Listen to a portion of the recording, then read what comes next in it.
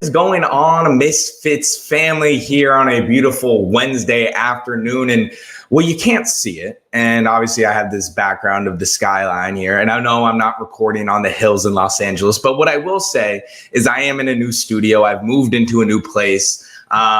It's my senior year at USC. So I've, had the last few weeks after covering baseball all summer long, pretty much I've become a mover, right? I've rented my fair share of U-Hauls. I've done my fair share of lifting, and now we finally get to be in the studio, and it's great to be back because I was about to say the NFL season is in the full swing. It's not there yet, but we do have college football. College football is finally here. We had week 0. It was actually a pretty good top 25 matchup between Kansas State and Iowa State coming down to the wire. But this is real football, and no disrespect, but this is now week 1. This is week 1 of the college football season. We're getting into it, and I don't think there's a better place to start than Texas versus Ohio State. I mean, this is every college football fan's dream right here, right? We get a rematch of the college football playoff semifinal last year down in Arlington, Texas, when Ohio State went to the home state of the Longhorns and beat them by 2 scores, 28-14. And it was a back and forth game. Defenses really prevailed in the first half. Offenses started to get going. But this is a little bit of a newer matchup, right? This isn't Quinn Ewers is not at quarterback. Will Howard is not at quarterback. We have some new gunslingers, and one obviously particular that everyone is going to be having their eyes on, not just in this game, but the rest of the season, is Arch Manning. Arch Manning, he made 3 starts last season, played a total of 7 games. And to be fair, I think a lot of people in the 3 games that he played to start the season were saying, why not give Arch Manning the starting job right now, back in 2024? Now it is his starting job. Now he's coming into this season, a sophomore quarterback, looking to put his name not in just Texas lore, but college football fabric here in this country. And certainly he can do it. I mean, Texas, we've seen what they can be in the past. Their defense was really strong last year. Offensively, they did lose some guys, right? They lost kind of their main weapons in Jaden Blue, who went to the Dallas Cowboys, Isaiah Bond, who's now on the Browns, Matthew Golden, who's now on the Packers. So when you look offensively, there's a lot of new faces on this team when it comes to the primary weapons of that side. But I want to look at Ohio State for a second, because I think this is the team that's going to win, right? Like I'm already spoiling it for you, but I think this is the team that I think Ohio State is going to beat Texas in week 1. And I think it's going to not be because of Julian Sain's great week 1 performance as a freshman quarterback, but he's going to have to do what he needs to do, right? I think if you're Ohio State and you're Ryan Day and you're putting a freshman quarterback who has not played a single snap of real college football, he was part of their spring game just a few months ago. But when you look at someone like a freshman quarterback, but you have the weapons around him, like a Jeremiah Smith or Carnell Tate, who's been there for 4 years already. When you have that type of weaponry around you, you just got to say to your quarterback, don't make the silly mistakes. Get the ball to the playmakers and let them eat. That's all you have to do. And in some extent, and I'm not degrading Will Howard in any sense. I thought Will Howard played a lot better than I think most people gave him, even than I gave him in that college football playoff run to win the national championship. So credit to Will Howard himself. But what I'm saying is, Will Howard didn't jump off the screen of, this is a quarterback who's going to make plays when you need him. He's just going to put the ball in the correct positions for the guys that do need to make those plays. And I think if you're Julian saying, that's the focus of this game. Don't be sloppy and get the ball to your playmakers. And we're looking at a guy like Jeremiah Smith, who took the world by storm at 18 years old last year. I mean, this is now a year 2 Jeremiah Smith. And my question is, how is Texas going to be able to defend that? Right? They didn't have all those sort of answers for the receiving core, I should say specifically. Carnell Tate had a pretty strong game. He had close to 80 yards in that semifinal game. But I think the game between Ohio State and Texas comes down to 2 things. Dominating the line of scrimmage. Who is going to win in the trenches? And number 2, winning the time of possession. You got 2 young quarterbacks right now, in Arch Manning and Julian Sain. We haven't truly seen them as game managers, game changers. How are they going to be able to make a drive 7, 8 minutes, keep the other offense on the sideline and get them cold? Who's going to do that? And whoever does that better, whoever is able to keep the ball, the time of possession for longer, I ultimately think wins this game. And I think it's going to be Ohio State. I mean, I think Ohio State, the Ohio Stadium itself, the shoe is what they like to call it up north, is one of the tougher stadiums to play in the country. And I think with the talent that they have, they kept a lot of their defensive guys from last season. I mean, the big one name being Caleb Downs, their safety, who was, an All-American. But this was the best defense in the country last year. And to be honest, they didn't lose a lot of guys. They didn't lose a lot of big names.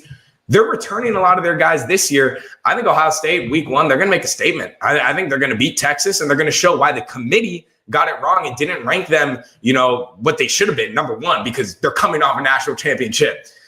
But enough about that. Let's talk about the college football that you guys care about. That's MACtion football. And I don't know, maybe you don't care about MACtion football. Maybe I'm a little bit weird, but I like my Tuesday, Wednesday night college football during the fall. And because if you are not tuned into MACtion football, you got to start tuning in. The Mid-American Conference, it's a Division I conference, kind of mid-major, that is played in the region of the Great Lakes in the United States. And there are 13 college football programs. Now, you as the viewer probably asking, Jude, why are you talking about MACtion football? Well, that's your problem right there. If you don't know why I'm talking about MACtion football, you need to figure it out. But I'll give you a little bit of a hint, and I'll give you a glimpse into what I'm going to talk about.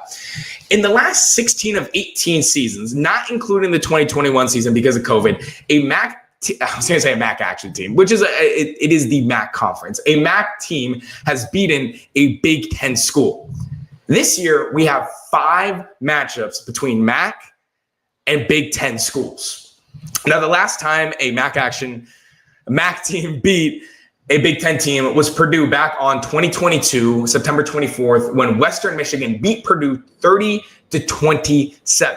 So it's been about 2 years since we've seen a MAC team take down a Big Ten team. But this year, I'm feeling we're going to get at least one. So I'm going to go through the 5 matchups, and then ultimately I'll give you who I think is going to win. So the first one is Ball State versus Purdue. And I'm instantly going to tell you Ball State is not pulling this upset. Purdue is 36-13-1 versus MAC teams in all-time history. And Ball State, to be honest, has struggled in the past 10 years versus Big Ten teams. They're 0-4. Their last win season was 7-1 in 2020. They have a new head coach. I think Ball State's still going to be figuring out. So I don't think Ball State's going to pull off the upset versus Purdue. The next one, Miami of Ohio. Just remember that. There's not, there's obviously the Canes down in South Florida, but this is Miami of Ohio versus Wisconsin. Now, Wisconsin has a pretty strong record. They are 37-1 versus MAC teams all time. And Miami, Ohio is 13-50-1. And guess what? These two teams have played before, and the Wisconsin Badgers got the best of them. So Miami is 0-1 versus Wisconsin. Now, Miami last year was a pretty good team. They were 9-5. They were 11-3 in 2023. In fact, they won the conference in 2023. And to be honest, they have a win versus a Big Ten school in the 2020s. They got one win versus Northwestern in 2022. So we're going to keep them in the conversation because they have some relevance in the past 5 years. Now, Buffalo versus Minnesota. Minnesota is 34-5 all time versus MAC schools. Now, Buffalo, on the other hand, is 1-13 versus Big Ten schools. They're 0-2 all time versus Minnesota. And they actually were pretty good last year. They were 9-4 under their first-year head coach, Pete Lembo. I'm going to knock them off the board because I actually think Minnesota is going to be one of the stronger teams in the Big Ten. So this would call for a very big upset. And knowing Buffalo's track record, they're 1-13. They're 0-2 versus Minnesota. Everything is not falling in place for Buffalo. And I think Minnesota will be a really good team. Now we got Western Michigan, who is the most recent team to take down a Big Ten school versus Michigan State. Now, Michigan State all time is 38-3 versus MACtion schools. On the other hand, Western Michigan, out of most teams, pretty solid. They're 6-48 all time versus Big Ten. They are 0-12 versus Michigan State, though, and they were 6-7 last year. When you put the cards all together and you're looking at them, you say, this is not a recipe for success. And I would agree. I don't think Western Michigan is going to beat Michigan State. But here it is. This is what you have been waiting for. Who is going to pull off the upset? Well, I got it right here. So get your books ready. It is Ohio versus Rutgers. Now, let me break it down for you. Okay. Ohio is coming off a MAC championship run last year where they went 11-3. Last year, they also had a top 20 defense in the country. And they have a lot of those secondary players and the interior defensive linemen returning for another year, as well as their second team all-MAC quarterback, Parker Navarro. And get this, Rutgers and Ohio have never played, but Ohio is 7-32 versus Big Ten schools, which is one of the best winning percentages of MAC schools versus the Big Ten. So if you're trying to get if you are a betting man and you're wondering what game should I bet on, let me tell you, Ohio versus Rutgers is that game. They play tomorrow, in fact. They do play tomorrow. So that is, I'm already calling it to start this season off. Ohio Bobcats are going to beat Rutgers, and that will be the one MAC win of the season. But someone that got a bigger win, and a win that meant more than just one college football win, was Chinese Taipei. Now, if you were following the Little League World Series, I think you know where I'm going with this. But Chinese Taipei won the Little League World Series, defeating Nevada in the championship game 7-0. And they won their first title since 1996. And let me tell you about one kid, Lin Chin Tiesa. Their starting pitcher was dominant at 12 years old. He retired the first 13 batters he faced and allowed just one hit in the 5 runs total that he pitched. I mean, he was slicing and dicing the batters, and they had no thoughts behind their ears because they didn't know what to do. They did not know what to do. But I think what is really cool about this whole win is that you got to see, or honestly, what is really cool about the Little League World Series is you get to see these schools from, or these places from all around the world compete. It's almost like the World Cup. And get this, it's in compared to what they do in America. So in America, when a Little League World Series team wins, it's a region, right? It's like the Western region, the Northern region, or like the Southern region, whatever it may be.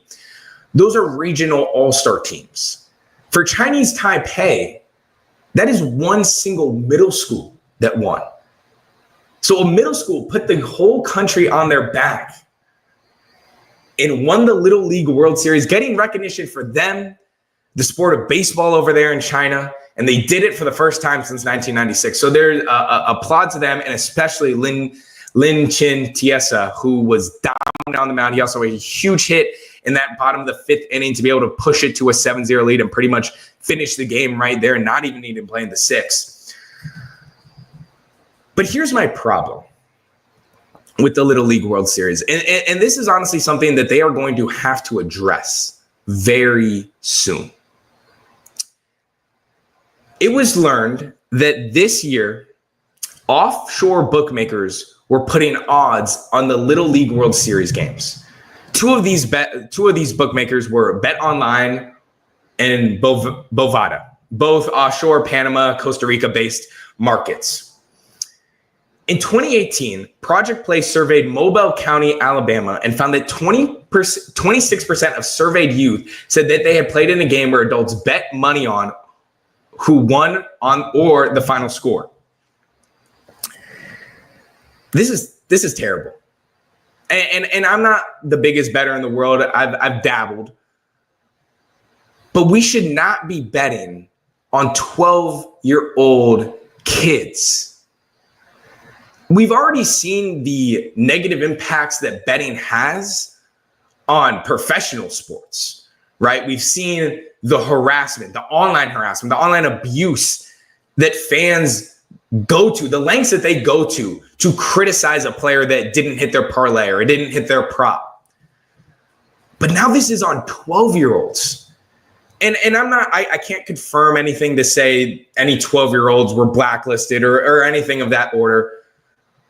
But now it's a real possibility because of these offshore bookmakers putting odds on these games. And I get it. If you're a degenerate, go ahead, bet on this game. But you are the problem. You are the problem. Because these are 12-year-old kids who all they care about is just winning a baseball game and playing with their friends. And you're worried about making money. And that's sick. There should be no place, and the Little League World Series should really start to crack down on this of banning betting on Little League World Series games. There is no place for that in sports. Hey, once they get and play college sports, that's a different ballgame. Okay, I'm not asking you to control that.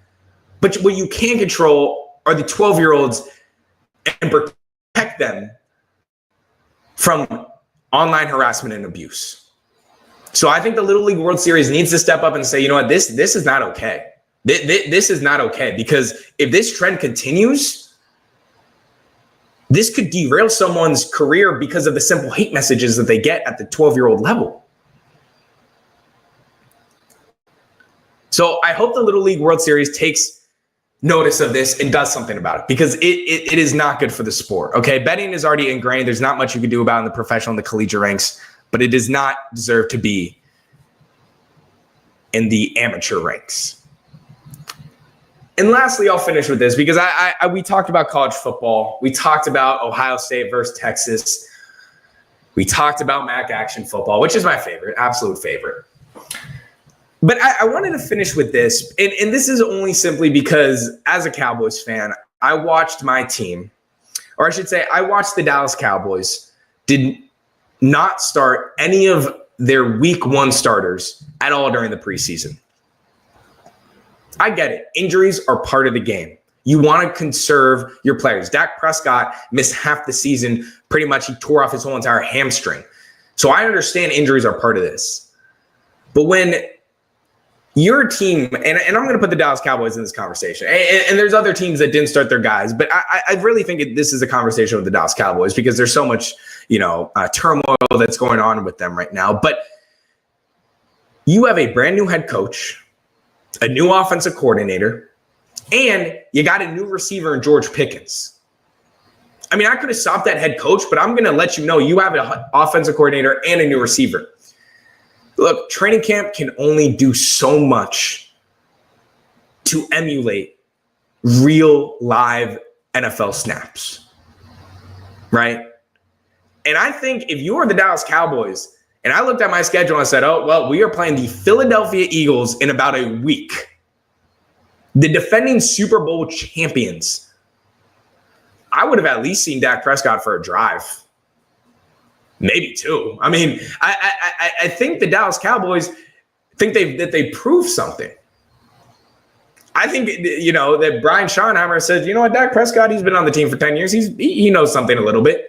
Yeah, sure, Dak Prescott knows how to run an offense. There's no question about that. But when you have a new offensive scheme, when you have a new play caller, when you got pretty much a brand new running back room, I mean, handing the ball off, in a live game situation, those are the little things that you don't tend to think about in the everyday game, but they matter. So I'm not going to continue and drive this rant, but I do think that you got to play a little bit in the preseason. You do. And I know the Cowboys have PTSD from Tony Romo back in 2016 when he broke his back and Dak Prescott took the helm and became the starting quarterback, and now what he's done for the past 10 years. But I think I understand safety is part of this game, but I do think it's going to be a rough start for the Dallas Cowboys because their starters did not see action in the preseason. I mean, I think those first two quarters are going to be very telling. And will they be okay after that? Sure. I mean, once they get some, consistency and they get a little bit of the true chemistry on the actual playing field, maybe it'll help. But you're playing the defending Super Bowl champions, baby. I mean, you think the Eagles are going to be like, oh, yeah, let's let Dak and George Pickens and CeeDee Lamb just toss the ball around for a sec so they get warm? Hell no. Nah. But I'm not Brian Schottenheimer. I'm not Jerry Jones. I'm glad I'm not Jerry Jones at this moment. I'll tell you that. I'm glad I'm not Jerry Jones at this moment. Even though I will say, to finish up this show, the America's Team Netflix documentary, from what I've watched so far, I have not finished it. I'm about 3 episodes in. Pretty damn good. That would be my review thus far. I mean, I think the production side of it, the story of it. I mean, you got to think about the Dallas Cowboys in the 1990s. I wasn't born, and I wish I was, because I could win a lot more arguments right now in my life. But that's history. I mean, that is an integral part of the NFL, and it's history. So I think it's been a fascinating watch thus far. And at the end of the day, it shows you what those Cowboy teams did to be champions, the mentality, the mindset that they had to have to win. And they did a lot. So if you haven't seen that documentary, I'd highly suggest you check it out. I haven't even finished it yet. So, maybe we could watch it together. I'm just kidding. But I hope you guys enjoyed here on a Wednesday. I have something special planned coming up this Friday, Saturday. We'll see if it takes off this Friday, probably maybe wait a week, but very excited to potentially put something new on this Misfit show along my boy Elam and potentially Mikkel. But I'm not going to give away the surprise just yet, but I really do appreciate all of you guys tuning in. Like I've said, this is the Reynolds Sports Report, where the love for the game always wins. And I'll catch you guys on the next time here on the Reynolds Sports Report. But for now, be good